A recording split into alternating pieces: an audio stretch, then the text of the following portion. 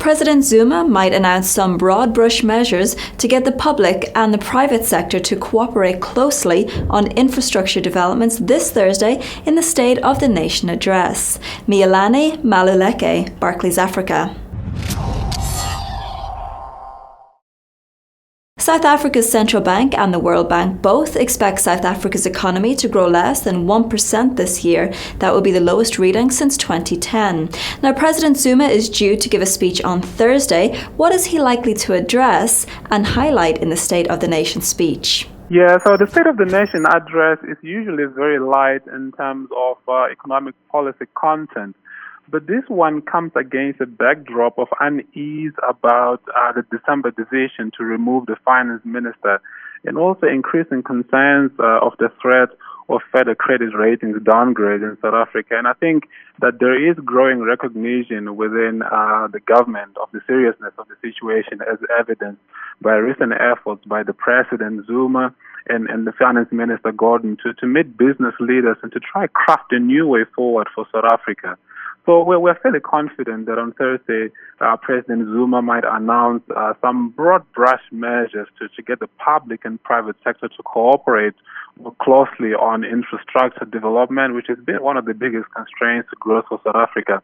And I think that he may also try to set the tone for the upcoming budget on the 24th of February by warning for the need for urgent belt tightening, and might possibly give a little bit more color in terms of the kinds of fiscal adjustments that South Africa might need to see. Unemployment in South Africa is among the highest in the world, currently sitting at 25.5%. What kind of reading are you expecting for Q4, and what efforts should be made in order to enhance employment in the country? We're not expecting much of a change in the fourth quarter. We're likely to see another print of 25%.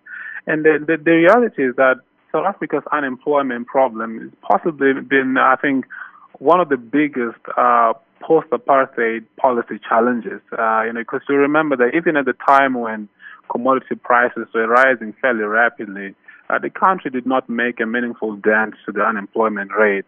And I think that reducing the unemployment rate going forward is only going to get tougher, given that growth momentum, as you correctly said, has slowed quite sharply. The global environment has become less supportive, and growth is likely this year to be just about 0.9. And I think broadly there is an expectation that below 2% is what South Africa is looking at for the next 2 or 3 years. And I think, as I said, this is a reflection of the growth problem, and I think it is pretty clear that South Africa needs to get its economy on a high growth trajectory. And there's a number of things that we need to look at. We need to fix our infrastructure, be it electricity or port infrastructure. We need to look at our regulatory environment. We need to look at our labor legislation, which has consistently ranked amongst the worst in the world for a very long time. And I think these are some of the challenges that I think are leading to very weak business confidence right now in South Africa. The South African rand lost 26% of its value in the second half of 2015 and is continuing the downtrend today, losing 0.7% against the greenback. So in your opinion, will the rand remain under pressure this year? We think that some of the recent moves may have been overdone a little bit. So, when we do our modeling, we actually think that the rand could be about 26% undervalued right now. But I think the reality is that when you look at domestic fundamentals of weak growth, a very wide current account deficit, a challenging fiscal juncture, I think that this really does imply that the rand will remain under pressure. And our view is that we could weaken to about 17 against the US greenback by the end of the year. Miyelani, thank you very much for sharing your insight with us here at Dukas Copy TV today. Well, that is all from me, Louise McCauley, for the moment. Goodbye.